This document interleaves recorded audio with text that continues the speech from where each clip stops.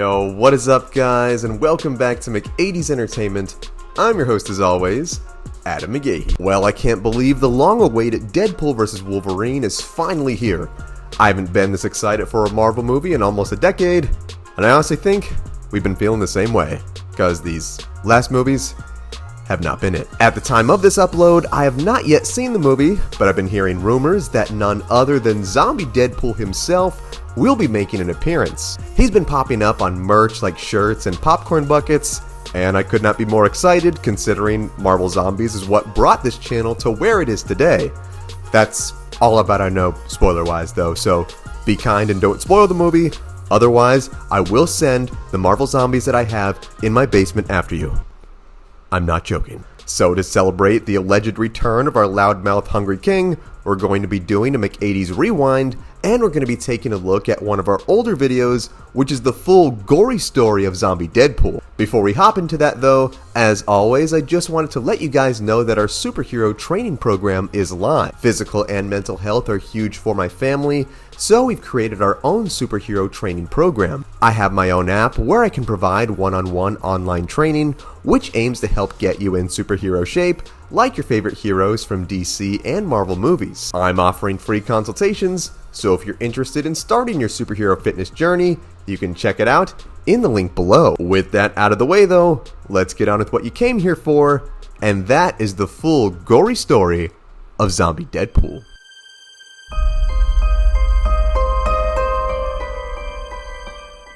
Who is he? Zombie Deadpool, like most of the heroes of this dimension, was infected by a multiversal virus that transformed them into intelligent blood-hungry cannibals. He made his first appearance in the pages of Marvel Zombies issue 3 back in 2006. He comes from Earth 2149, but his origins prior to the outbreak were very similar to his main universe counterpart from Earth 616. Of course, all the chimichanga eating fun came to an end when a zombified version of the Sentry, who is basically Marvel's Superman, was teleported to this world. He then proceeded to tear through this Earth's heroes, infecting them all with the virus. The converted hungry heroes then proceeded to pick the Earth clean, devouring nearly every terrified human they could get their grubby zombie hands on. They even tried to access an alternate dimension using a portal device made by Reed Richards and Tony Stark, but thankfully the former X-Men villain turned GOAT hero Magneto risked his life and blew up the machine, locking the Horde in this dimension to starve.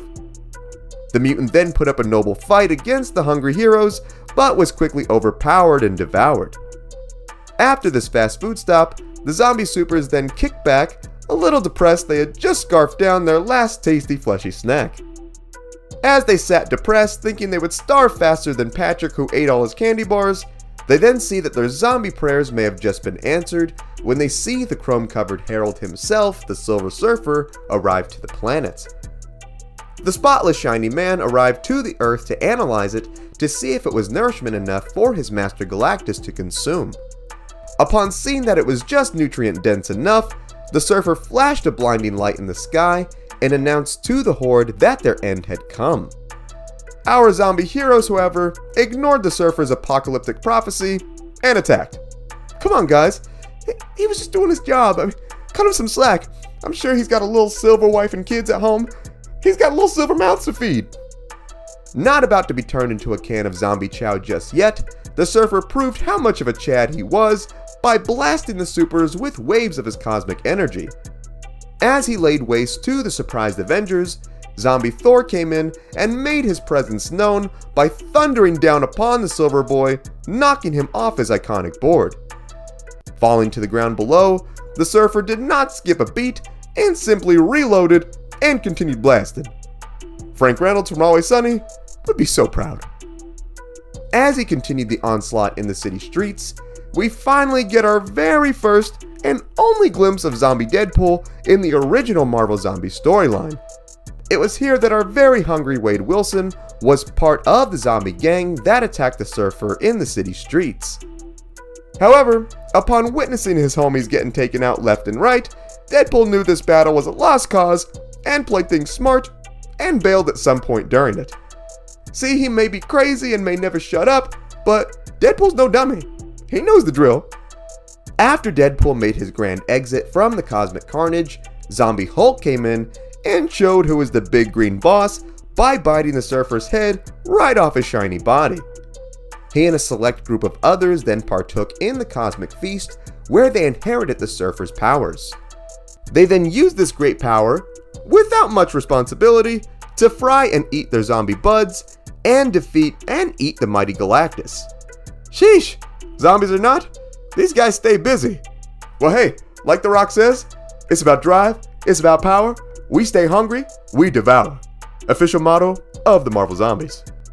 After consuming the World Conqueror, the Zombie Avengers then acquired his abilities, which allowed them to travel planet to planet, eating it and its citizens like cosmic Pez dispensers. Once the cosmic zombies left the planet, Zombie Pool aligned himself with the likes of Zombie Kingpin, who forged a mafia of undead supers he rallied to his side. And yes, before you ask, yes, Zombie Fisk is drinking a nice little cup of blood with some cute little eyeball ice cubes in it. Hey, even as a zombie, the man still tries to enjoy the finer things in life. After creating his new entrail-eating empire, Fisk and his men found the partially functioning remains of zombie Doctor Strange, who was severely injured after getting a car dropped on him. Sorcerer Supreme or not, you get a car dropped on you, I don't think you're doing so hot. The brain-damaged Doctor was then left with only 2 spells that he could cast. One could summon unlimited mana from heaven for the zombies to eat, and the other was the ability to peer into other dimensions. The dimension that they were able to locate was one actually very close by, which just so happened to be the main Marvel universe from Earth 616. Wishing to spread the virus to this main continuity Earth, Fisk, being Fisk, devised the deadly plan. I bet you're wondering, hey, Adam, Mr. McAdees, this is a Deadpool video, right? You're a couple minutes into this, and we've only seen him once. What gives, bro? Trust me, homies, he's coming. You can't rush the art that is Zombie Deadpool. All in good time. Fisk and his hungry men discovered that hidden within the swamps of Florida was the Nexus of Realities, which actually served as a portal of its own that would let them travel to this main continuity Earth.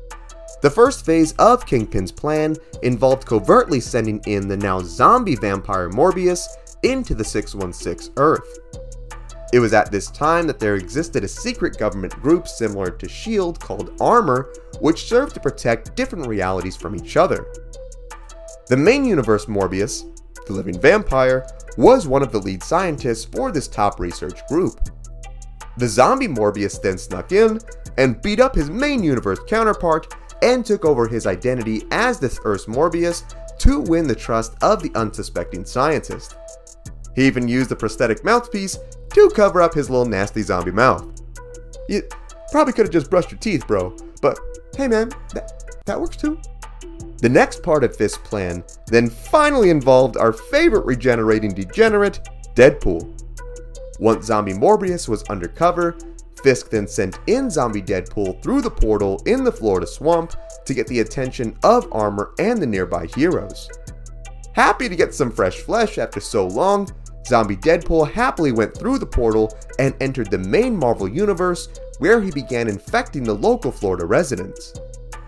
The disturbance caused a small team of heroes to investigate, which consisted of the American cyborg Siege, the sorceress Jennifer Kale, the eternally young conquistador, and the peacemaking alien Aquarian. Never heard of these guys in my life before reading this comic, but hey, they're absolutely ridiculous, and I love them all. They then came across a shack in the middle of the swamp, where they discovered the civilians in danger. However, like most horror movie tropes, these innocent civilians of course ended up being zombies, where they infect Siege and attack the others. The zombies managed to completely rip Conquistador apart, where Jennifer and Aquarian do their best to hold the horde off. Upon seeing this group of heroes had a mage, zombie Deadpool emerges from the shadows to assist his zombie bros, where we get our first good look at him. And man, he makes Undeath look so good. See guys, told you it was worth it. He then attacks Jennifer Kale, interrupting her spell, and even bites into Aquarian, declaring that he tastes like October 1973. Not sure what October 1973 tastes like, but hey, it's probably groovy. He holds onto the wounded hippie hero as they do battle in the air above. Aquarian manages to project a force field around himself, knocking the mercenary off of him. He then proceeds to blast Deadpool right in the stomach, but then Deadpool just mocks him, saying that such an attack was nothing, even without his healing factor. However, this was a quick thinking plan by Aquarian, who used the blast to knock Deadpool into a nearby skiff, where Jennifer Kale then turned on the boat's fan, blending our poor Deadpool boy into fine bloody chunks all over the swamp. Smoothie anyone? Aquarian, feeling the infection taking over, enters a magic cocoon to purify the plague from his body. Just then, Jennifer, still covered in Deadpool guts, is then attacked by Zombie Siege, who plan to turn the poor girl into a nice sorceress snack. He chases her into the nearby cabin, but just before he could take a nibble, his machine half activates and detects the virus within the organic parts of his body and decides to eliminate it by completely blowing the cyborg's head clean off. Exploding Terminator zombie heads? Man, Marvel Zombies really has everything, doesn't it? While it may have seemed poor Deadpool met his ninja blended demise before getting a bite, he managed to stay ahead of his haters, and his literal head survived the attack. The zombie noggin was then picked up by Armor, where it was then placed in containment, where he constantly bugged the troops, saying that his foot was itchy. Man, I've heard of phantom pain, but phantom itchiness? That sounds awful. Since this Deadpool head was now in custody of the main Marvel Universe, the Armor team knew that this dimension was in danger of becoming infected. They immediately wanted to take action to prevent their universe from suffering the same fate of the Marvel Zombieverse. The undercover zombie Morbius then proposed sending an agent to the Zombieverse in order to get a blood sample from a human of that Earth so he could create a vaccine for this dimension where they would inoculate the world's heroes. This in secret was all a ruse planned by Fisk, where zombie Morbius would actually inject all of this world's heroes with the virus, transforming this Earth into another land of the undead. The unsuspecting Armor agent sent the robotic superheroes Machine Man and Jocasta to the original Zombieverse to complete this mission due to their inability to get infected. Once inside, they managed to zap and blast their way through the remaining super zombies, get a blood sample from Fisk's uninfected wife Vanessa, and return only to discover that zombie Morbius got a little too hungry waiting and began spreading the infection to the terrified Armor agents. The robotic heroes then managed to defeat the munching Morbius and his gang, saving the 616 dimension from this virus for the time being. However, it is revealed that in the commotion, one of the infected managed to escape the Armor facility, leaving the whole main Marvel Universe as their munchy playground. It is then revealed that it was none other than zombie Deadpool, well, his head at least, who escaped with the aid of the OG voodoo Marvel zombie, Simon Garth. The pair then find their way to the bottom of the sea, where they make their way to the island of Taino in the Caribbean. Since Garth was a voodoo-based zombie, his and Deadpool's presence was sensed by the evil shaman Black Talon, who used his power to control Simon and bring the pair to him. Sensing the power from Deadpool's zombified head, Talon then had Garth explain just where it was from. Garth then tells Talon all about the Zombieverse and how all of its heroes were defeated, all while Deadpool, who we'll now call Headpool, made fun of Talon's ridiculous chicken costume. We were all thinking it, but Headpool was not afraid to say it. That's my boy right there.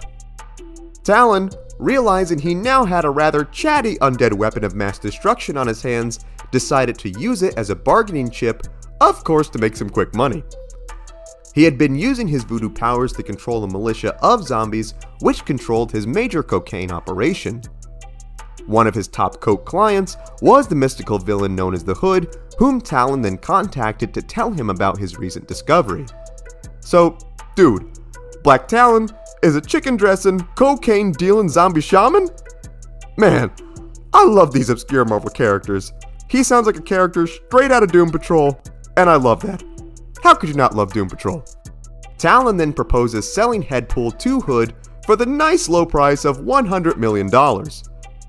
The Hood then uses his resources to collect files from Armor Headquarters, which confirms everything Talon said about the Head and the Zombieverse was all true. Unbeknownst to Talon, Hood was actually a human vessel for the Dark Lord Dormammu. Dormammu knew the danger that such a virus would bring to this world, so he had Hood pay the ransom so they could keep Headpool out of the hands as unstable as someone as Black Talon.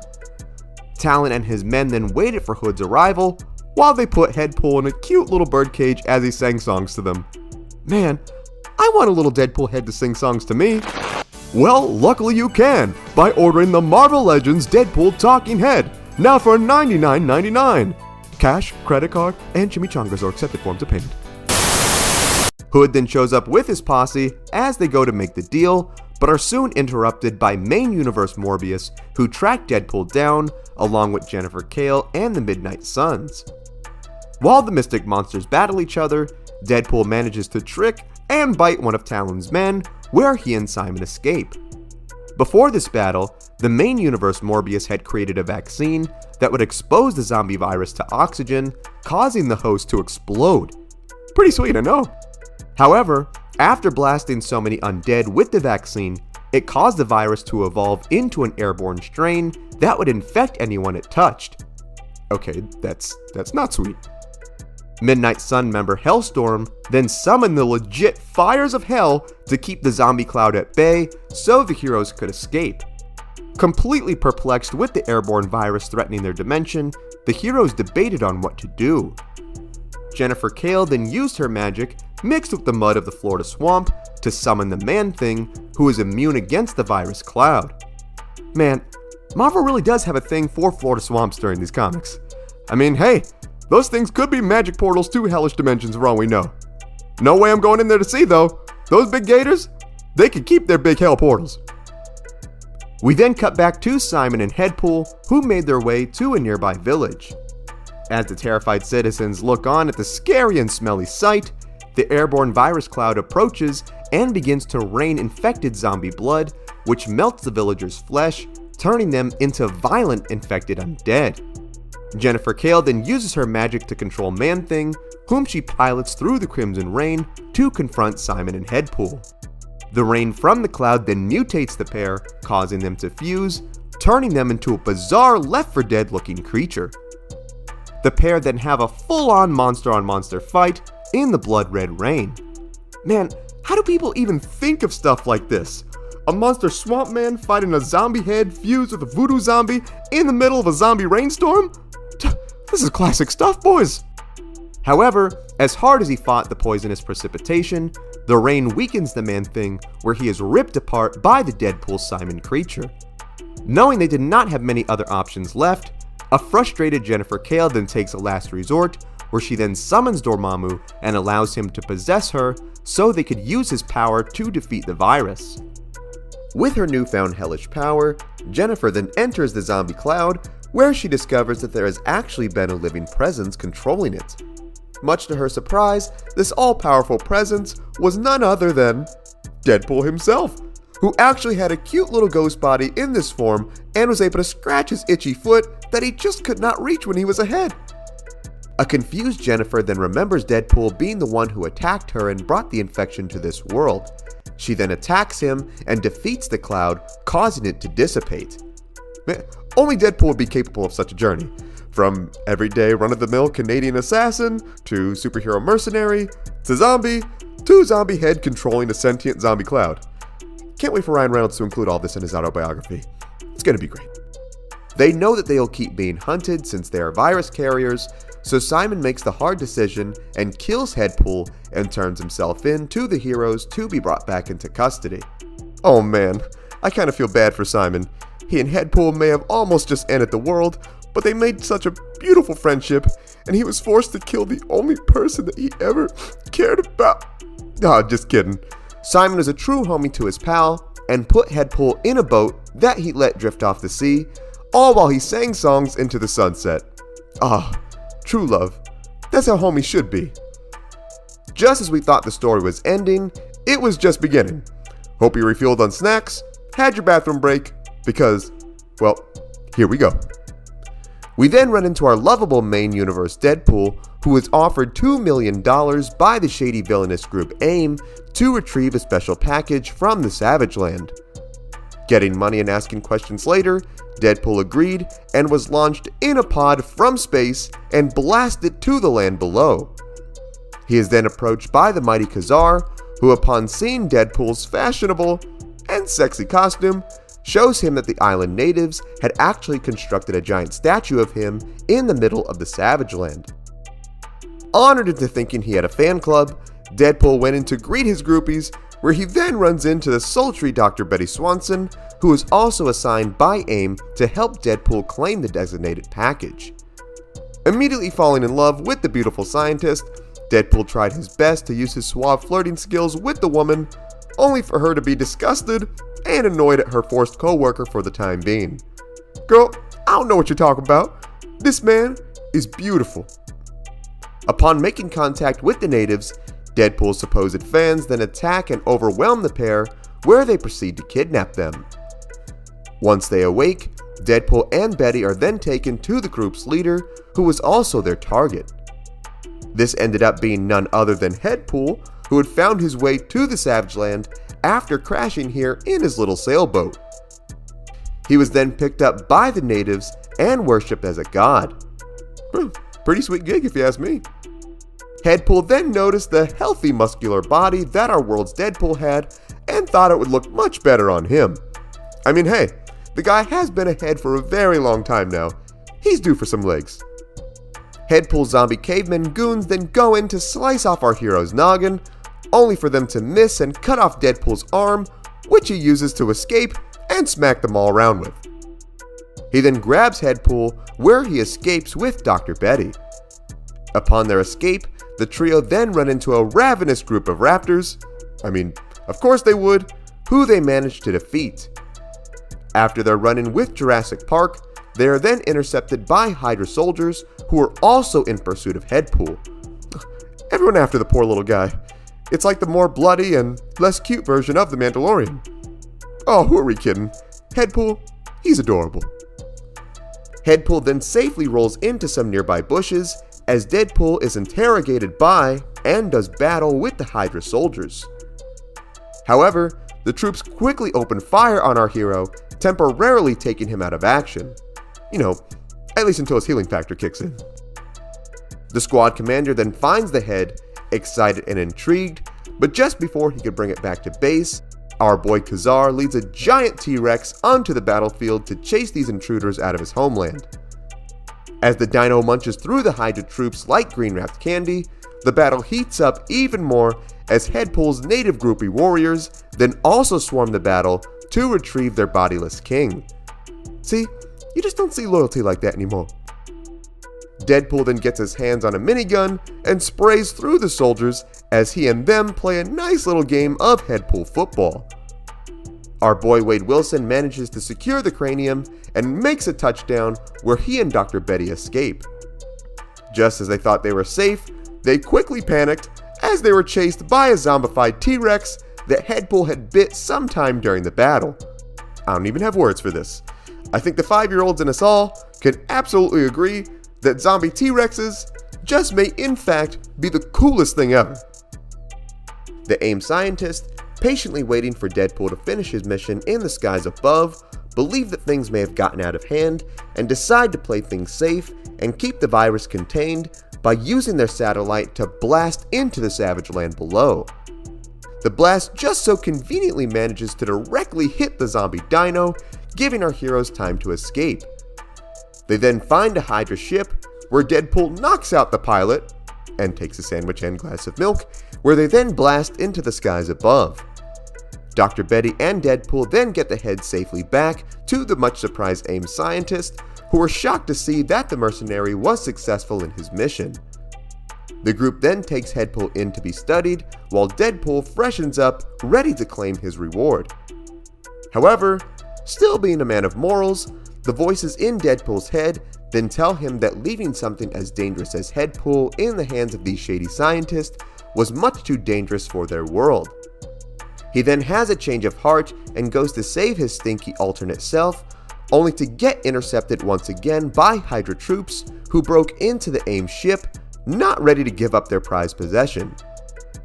Deadpool, however, uses this well-constructed distraction to grab the head, Dr. Betty, and an AIM pilot named Bill, who he forces to pilot an escape ship. They then blow up the remaining Hydra agents and escape back to Earth. Deadpool has the ship take them back to the Florida swamp so they can return the head back to the Marvel Zombieverse and keep this dimension safe from the hands of the virus forever. As the trio trudge through the murky swamp waters, they are then jump scared by this dimension's Man-Thing, who is out to protect the multiverse portal. They manage to get away from the creature, only to be met once again by more Hydra soldiers. Geez, how many of these guys are there? However, after the commander's boring villainous monologue, Deadpool quickly cuts off his head and feeds it to Headpool for some lunch.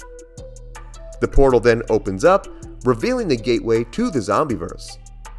Deadpool opts to go in alone and grabs his little buddy and heads through, promising to get him home and get him a new body. However, the portal, having somewhat of a mind of its own, throws the pair into a weird, almost 90s CGI world where another Captain America-esque Deadpool was the leader of the United States of North America. Look at his little vest and helmet. This world sounds awesome. Not being as fun as our Earth's Deadpool, this one captures Deadpool and the head where they interrogate the two. Not ready to give up, Deadpool breaks his containment where this world's version reveals his handsome, muscular stature, and the two do battle. While the pair were both a good match, our Deadpool proved victorious after playing dead and getting in a cheap shot. He then disguises himself as this alternate Deadpool, grabs the head and escapes through the portal once again, only to get tossed into yet another dimension where Captain America, here called General America, was at war with anti-American rebels. Deadpool and Headpool then look on and see that one of the rebel warriors was none other than an extra curvy female version of them. Thick Deadpool, anyone? Instantly falling in love with the hot lady version of himself faster than Loki did in the Loki show, Deadpool joins Lady Pool and fights against General America. Once they get an opening, Deadpool then whips Headpool at Cap, who proceeds to bite his arm, all while Cap swears at his disbelief at the situation. Man, Steve, Tony Stark would not approve of the language you're using here. They then gang up and beat the snot out of Cap and even cut off his arm before the infection could spread. The Deadpools, getting all hot and bothered after their victory, then proceed to make out, declare it was weird, and never do it again. Man, I think it's safe to say that even Deadpool has better standards than Loki. The portal then opens up again, and Deadpool and Headpool escape, all while Headpool gnaws on Cap's tasty star-spangled arm. This time, the pair are teleported to the Old West, where they encounter cowboy versions of the X-Men. They then see a Texas outlaw version of themselves, who declares that he was going to take over the town. Having no time for this nonsense, our Deadpool kills Cowboy Deadpool, and they escape once again through the portal. Aw, I wanted to see more of the Old West. Not cool. Once they get through, they then somehow wind up back in the main Marvel universe. While it seemed like they were gone forever, a confused Dr. Betty and Bill said they were only gone for a few seconds. Just then, Jericho Drum appeared, who was the Sorcerer Supreme at this time. He told the Deadpools that since they had both went through the portal at the same time, the universe had focused on them and sent them only 2 worlds where they were a main focal point. He then realigns the portal to lead them to the Zombieverse so they could complete their mission. Deadpool, confused at this guy being the Sorcerer Supreme, tells him he should grow a mustache like Doctor Strange and prepares to enter the portal. The group is then approached by Man-Thing once again, and instead of taking their chances with the monster, this time Dr. Betty and Bill go through the portal with the Deadpools. Man, either choosing to go to a world filled with zombie superheroes or staying with the big green swamp monster? Honestly, I think I'm picking the swamp monster, folks. Upon entering the Zombieverse, Headpool was glad to be back in his sweet apocalyptic home. Seconds later, however, the heroes are then immediately jumped by Zombie Tigra, Moon Knight, and Shamrock, who are very excited to see some fresh food after so long. While the trio may have seemed doomed, Deadpool, Bill, and Betty managed to defeat the zombie heroes, all thanks to their guns, wit, and nice convenient plot armor. Don't leave home without it. Sensing the fresh meat, more of the remaining zombie heroes and villains then start sprinting toward Deadpool's direction. He and his buddies manage to get away, where they are then met by a group of survivors led by Professor Veronica Chase.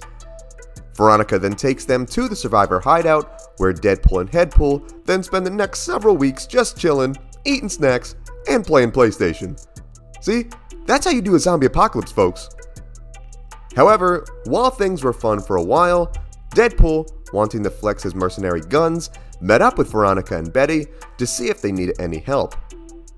Veronica, having a big crush on Deadpool, told him that she was close to finding a cure for the virus but needed a live zombie specimen to see if things worked.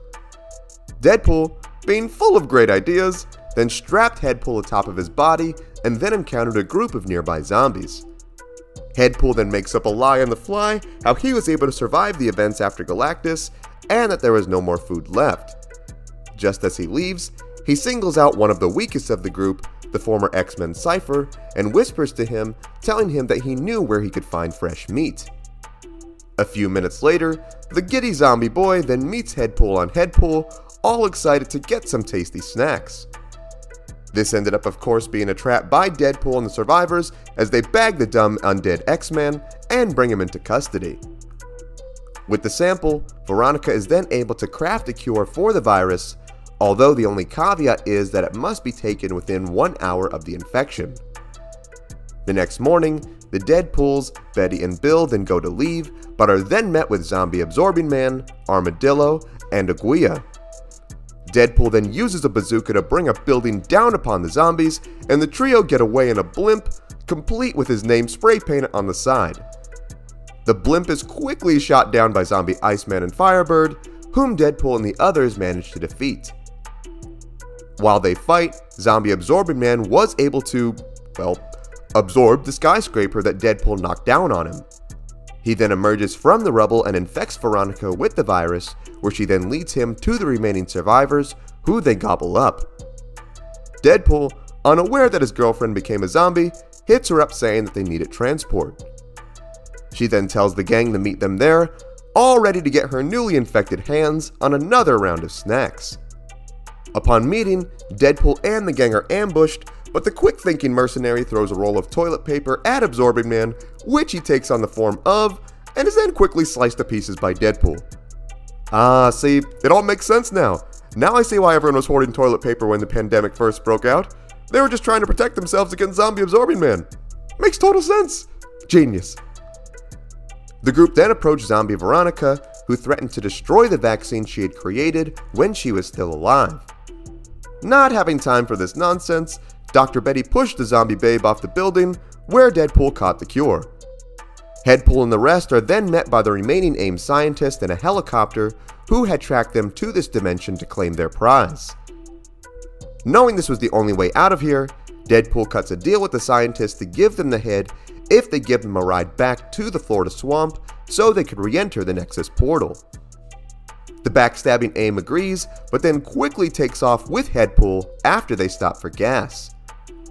As they fly away, Headpool of course keeps on gabbing, where the lead scientist tells him to shut up. The quick-thinking Headpool then bites the man's finger off, infecting him with the virus. Ooh, look who's shutting up now, bro.